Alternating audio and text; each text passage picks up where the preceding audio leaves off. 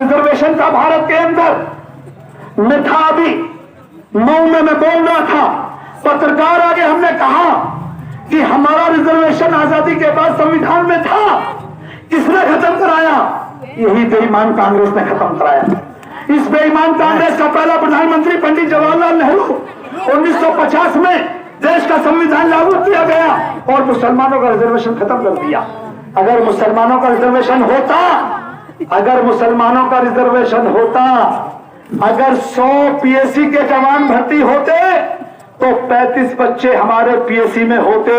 अगर 35 मेरे नौजवान पीएससी में होते, उनके बाप की औकात नहीं थी मेरी मस्जिद और मदरसे को आतंकवाद का अड्डा कह देते। उनकी औकात नहीं थी मेरे आलिम दीन की दाढ़ी पे हाथ डाल देते। वो लड़ाई पीस पार्टी लड़ रही है। अब आरक्षण नहीं, अब इंशाल्लाह हुकूमत लेने की बात होगी, अब हुकूमत लेने की बात होगी। इसलिए मेरे दोस्तों, बहुत सारी बातों को खत्म करते हुए यकीन मानिएगा 3 दिन से मेरी आवाज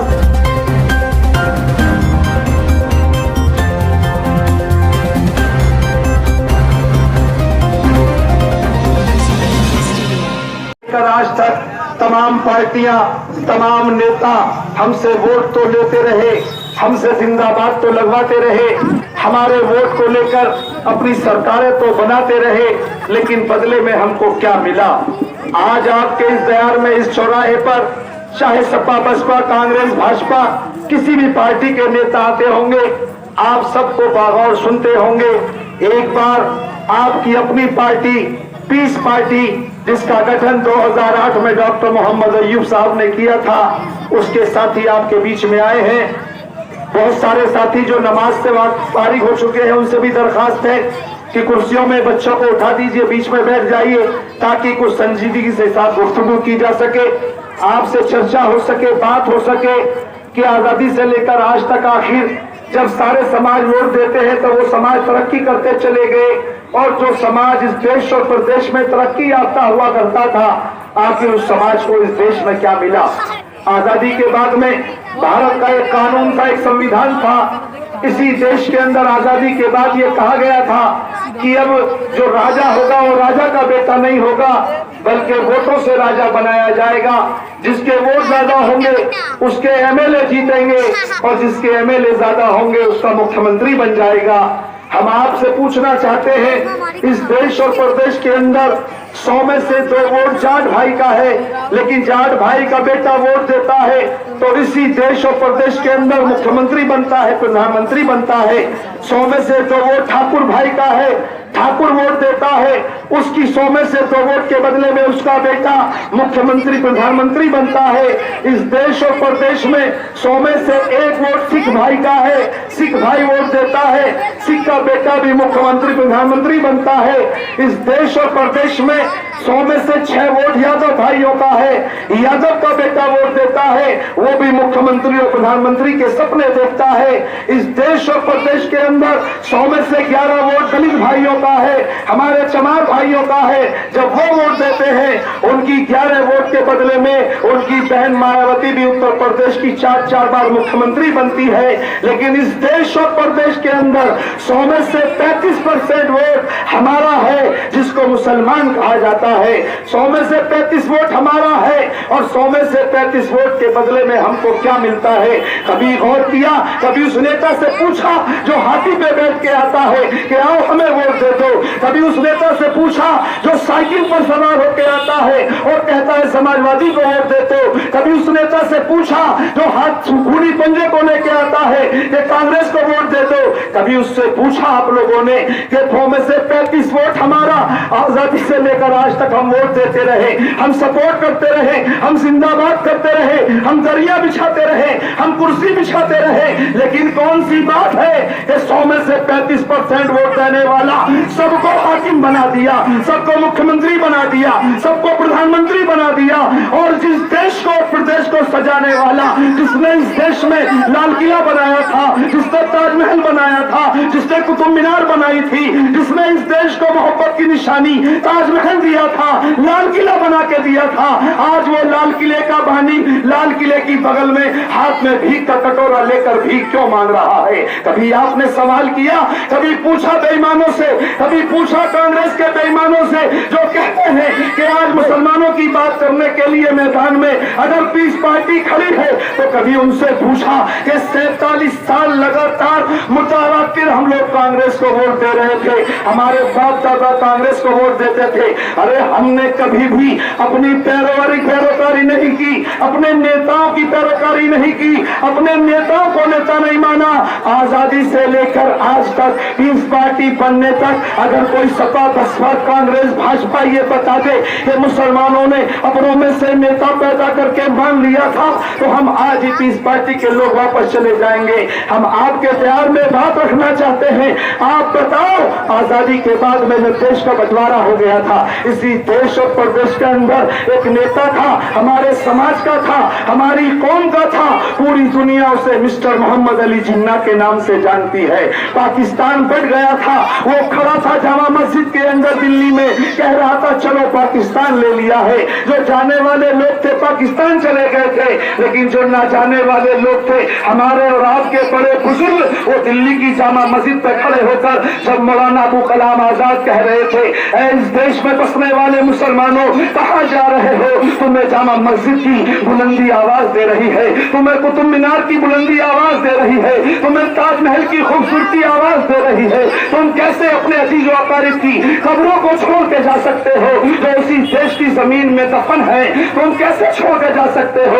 एक भाई मेरी कौम का था मिस्टर मोहम्मद अली जिन्ना, वो आवाज लगा रहा था, आओ मेरे तुम्हारे लिए पाकिस्तान ले लिया है। एक पंडित का बेटा भारत की जमीन पे खड़े होकर कह रहा था, मुसलमानों मत जाना, हम तुम्हारा साथ देंगे, हम तुम्हारा भला करेंगे, हम तुम्हारी इज्जत आबरू की हिफाजत करेंगे।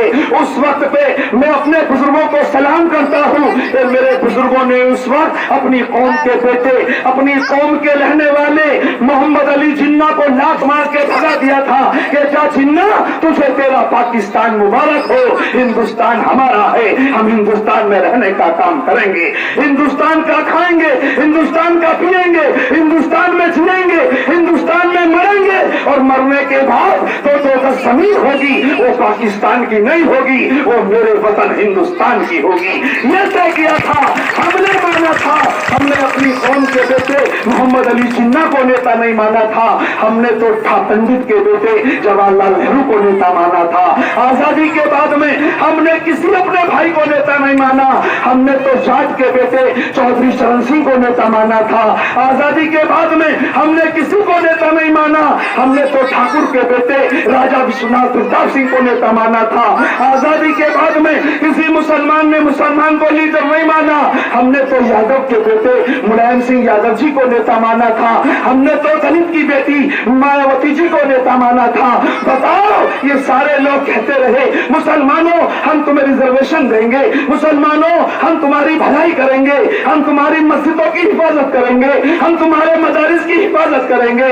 और ये मुस्लिम समाज इतना भोला भाला उनके बहकावे में आ गया और कुरान के सबक को भूल गया कि अल्लाह कहता है कि तुम्हारी जान और माल और इज्जत आबरू की हिफाजत तो मैं करने वाला हूँ। लेकिन मुसलमानों ने मुल्ला पे भरोसा कर लिया, अखिलेश पे भरोसा कर लिया, मायावती पे भरोसा कर लिया, सोनिया गांधी पे भरोसा कर लिया, पंडित जवाहरलाल नेहरू पे भरोसा कर लिया।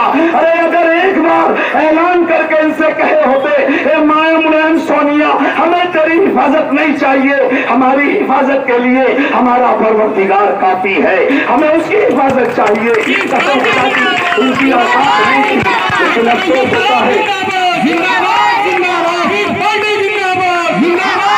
लेकिन अफसोस होता है कि आज हमारे ही भाई हमारे बीच में आकर कहते हैं ये देखो पीस पार्टी के लोग आज मुसलमानों की बात कर रहे हैं। तो बताओ भाई कब तक बात ना करें, कब तक बात ना करें। हमारी मस्जिद खतरे में पड़ गई, हमारे मदरसे खतरे में पड़ गए, हमारे आलिमों की दाढ़ी टोपी खतरे में पड़ गई, हमारे बच्चों की जिंदगियां खतरे में पड़ गई। आज दाढ़ी टोपी के नाम पे कोई निकलता है उसको आतंकवादी कहा जा रहा है, उसको देश का गद्दार कहा जा रहा है। इन देश का गद्दार कहने वालों से पूछो कि जब देश की आजादी की लड़ाई लड़ी जा रही थी तो राहुल गांधी तेरे दादा नहीं आए थे, अखिलेश यादव तेरे अब्बा नहीं आए थे। जरा उनसे पूछो योगी मोदी तेरा खानदान का कोई नहीं आया था। अगर कोई आया था इस जमीन को आजाद कराने के लिए तो मेरे आलिमों ने फांसी के फंदे को चूमने का काम किया था। हमने देश को आजाद कराया था, हमने देश को आजाद कराया था। इस देश को आजादी चरखा चलाने से नहीं मिली थी, मेरे आलिमों की अपनी गर्दनें कटवाने से मिली थी। तुम कहते हो हमने देश आजाद कराया, जरा एक नाम तो बताओ, जरा एक नाम बताओ। आज इस अमेरिका की खुट्टे बर्दारी कर रही है भारत की सरकार। यही अमेरिका था, इसी अमेरिका ने पाकिस्तान को 1965 की जंग में पेंटागन टैंक देने का काम किया था।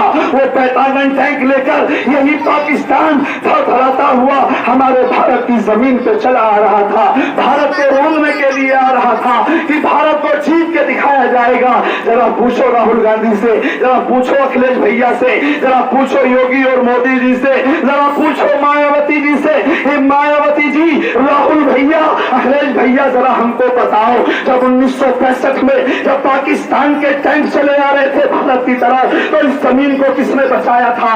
तो आज कहते हो कि भारत हमारी माता है, इसी माता के दामन को दागदार करने के लिए पाकिस्तान के टैंक चले आ रहे थे, अमेरिका ने दिए थे। जिस अमेरिका की आज चूती सीधी कर रहा है भारत सरकार का बादशाह, जो आज चूती सीधी कर रहा है अमेरिका की, इसी अमेरिका ने टैंक दिए थे जिनको लेकर पाकिस्तान भारत पे चला आ रहा था। लेकिन उस वक्त भी मेरी कौम का एक